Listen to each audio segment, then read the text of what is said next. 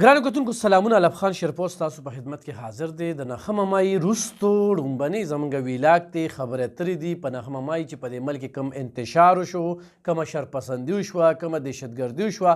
د هغې وروستو موږ خبرې اترې نه وې کړې، خو نظر مو په هغې کې موږ د 400 موټروی رپورټ کړی وه چې 30 کروړو پورې دغه شرپسندو دغه ځای کې زیان رسولی دی. دغه شانتې په سوات موټروی باندې د 80 کروړو پورې زیان رسولی دی. دغه زیانونه خو پرېږده چې سړی تنګ شي نو په جنګ شي، هغه خبره کېږي خو په څه تنګ شي، څه وجه خو به وي. اصل خبره دا ده چې په جناخوس باندې کله دغه شرپسند ورلل او جناخوس وسوځو، یعنې د کور کمانډر کور یې وسوځو او چې په هغې کله سود رانغی نو بیا هغه میزیل چې هغه موږ په 65 کې انډیا ته نه اوس هم په وجود یې بغنیږي چې دغه میزیل ذکر ورته کیږي، نو هغې ته تیلې ورته کړه. د هغې وروسته په جیچکو باندې دا خلک ورل. بیا ریډیو پاکستان چې زموږ یوه ساسه وه 41 نه زیاتې کمرې پکې وسوځولې او خورې کړې. خلک دغه پوښتنه راولاړئ چې ولې په دې باندې مخنیوي نه کېده. نو کتونکو په دغه موقع باندې انډیا چې زموږ ګاونډي هېواد دی او دشمن ملک هم دی چې هغوی په باډرو باندې کوم اټیک کوو، نو دا هم یو ډېره غټه خبره ده چې زموږ آرمي د هغوی د پام وکړله. او خو یو ډز یې په دې شرپسندو کوو نو دې کې به روغ خلک هم تلل، او چې کوم مقاصد د هغه خلکو چې ډز وشي، ویشتل وشي، مړه وشي، نو هغه پاک آرمي او انتظامي او پولیس یو ډېره ښه حکمت عملي اختیار کړه او دغه تصادم یې ونه کړه. اوس ګرانو کتونکو عجیبه خبره ده چې کوم مړه دي نو هغه د پي ټي آی دي، او چې کومو شرپسندي کړې ده، کومو دهشتګردي کړې ده، هغه د هغوی نه دي. یعنې ټوپۍ هم شته، ویډیوګانې هم راځي، سافټویر هم اپډیټ کېږي. خو دا هم درته وایم چې چا سافټویر اپډیټ کېږي دا نه ده چې به دې پرېښودلی شو، دې کې 25 کالو پورې قید دی. په کار هم ده چې دا د عمر بر لپاره قید کړي. بل زه ګرانو کتونکو دا خبره کوم چې موږ به د شروع نه په فتنې خبره کوله، فتنه واضحه شوه، په انتشار به هم خبره کوله او واضحه شوه، د ملک سره هم د غدارانو خبره کوله او واضحه شوه، د ایجنټانو خبره هم کوله، د بهر دشمن ملکونو او واضحه شوله. دې کې اوس څه پټ پاتې نه شو. او دروغجني خو هغه واضحه ده، خو چې د چا په ذهنونو کې نه راځي نه هغه سره به څه کوې. ماړه خلک اوس دا خبرې کوي. سرکاري ملازمین، استادان، د هغوی خلاف کاروي را روانه ده، او په دغه شر فساد کې د تنګي تحصیل نه چې کوم دی 14 استادان دا په لیست کې دي، دغه شان د 400 نه، او په کار ده چې دې خلکو له ښه قرار واقعي سزا ورکړي. ته ماشوم ته ښودنه کوه، ته ماشوم ته انتشار ښیې، په سکول کې انتشار ورکړې. په بله یو ویډیو کې به زه دغه استادانو حوالې هم در کوم چې په سکول کې عمران خان داسې صادق او امین دی. د صادق او امین خبره ورته کوم. ړومبې و چې امریکې، سایپر، مداخلت، سازش، بیا وی باجوا صاحب، اوس وی چې عاصم منیر، حافظ عاصم منیر د نوم هم چې اخلي نو ډېر په طریقه باندې اخلخه. په پاکستان کې په تاریخ کې په میرټ باندې داسې یو آرمي چیف راغلی، په میرټ باندې، او په دې څو ورځو کې د پاکستان هرې طبقې د هغه په حق کې ریلیانې ویستلې چې خلک یې څومره خوښوي. او دغه آرمي چیف چې امریکې ته سترګې برندې کړې دي او چین سره روابط بحال کړل، سی پی کې ډېره لویه منصوبه په پاکستان کې روانه ده. لا اوسه پورې امریکې ته نه دی تللی. نو چې هلته نه دی تللی نو د امریکې ایجنټان په دې ملک کې د آرمي چیف صاحب په ضد باندې چغې سورې وهي او بړانګې وهي. او د پاکستان عوام د آرمي چیف سره او د پاک فوج سره څنګ په څنګ او کلک ولاړ دي. کومو خلکو چې په آرمي تنقید کو مخکې د ادوار کې، هم نن د دې آرمي او د آرمي چیف ستاینه کوي. ولې؟ چې پالیسۍ ډېرې زبردست روان دي.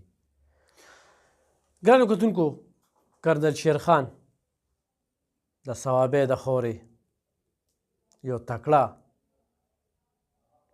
انسان چې نن هم انډیا ته نوم اخلي، نو هغوی ړچي، هغوی پوج تړه شي.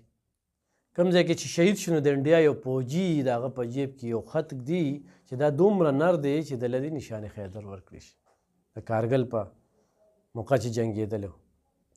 دغه شرپسند راځي هغلته مجسمه هغه ماتوي، د هغې په قبر باندې لتې وخي او نور یې ډېر څه کړي، زه دلته نشم ویلی.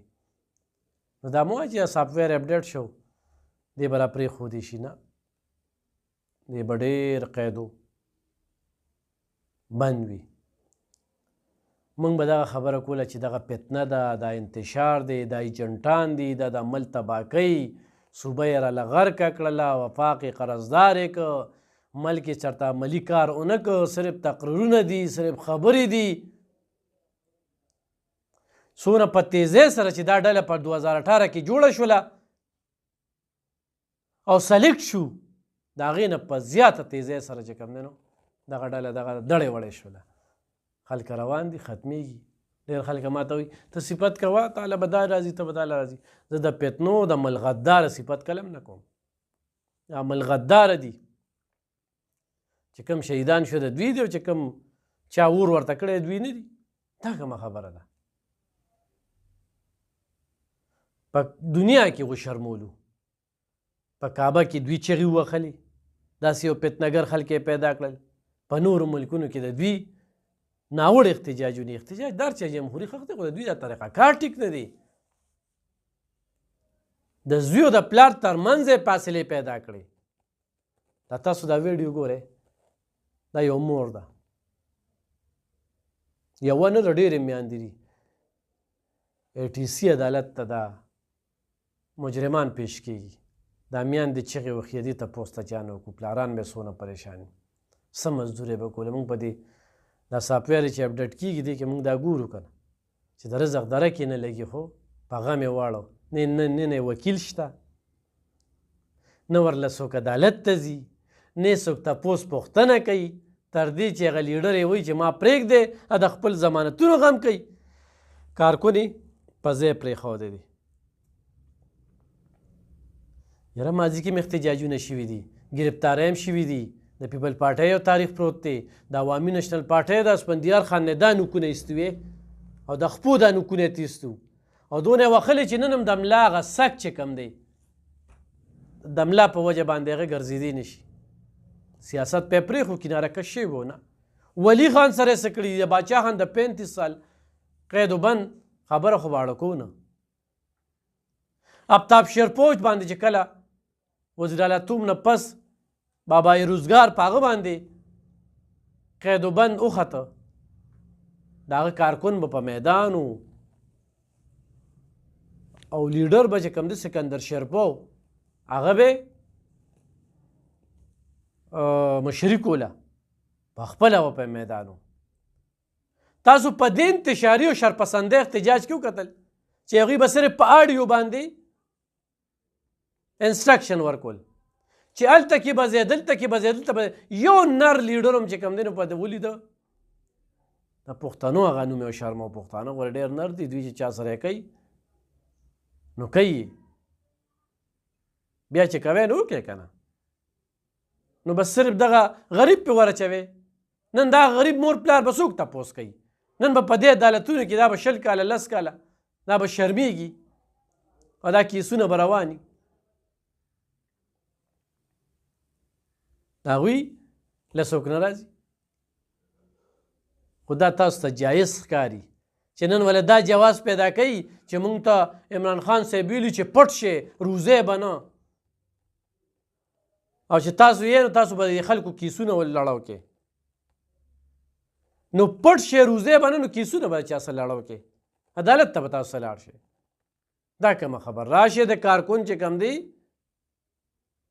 مشري وکړي خو چې دا څوک په حق یې نه به یې مشري کوي ښه څوک چې مل سره غدار وي نو د هغوی به دا حال وي څوک چې د امریکې جنټي کوي نو د هغوی به دا حال وي نن چې اسیم منیر صاحب امریکې ته نه ځي چین سره روابط مضبوط کړل نن دا د دوی د سترګو ازغې جوړ شو خو نن پاکستان د هغوی په حق کې روتې د پاک آرمي په حق کې هره طبقه چې کومه ده هغه احتجاجونه کوي ګرانو کتونکو نور ډېر باس کېږي په دې باندې کوو به پې مزید معلومات په در کوم خو چې ملک ته کوم زیان دوی ورسو هغه خو په حکومت کې خو په حکومت کې نه بدقسمتۍ نه دوی په ژوند کې درنې لیکلې شوي دي خو په حکومت کې مې نو درنې و چې په حکومت کې نه مې الله کا الله پاک مقدر کړه راشه ملک وچلوه دا څه کرکټ میچ نه دی چې نو بال به ورکړي بیا به چانس درکړي باب ته بند شو نورې موقع نشته دی بس چې کومې موقع درکړی شوې وې تا ضایع کړئ 10 کاله دا ملک وروسته لاړه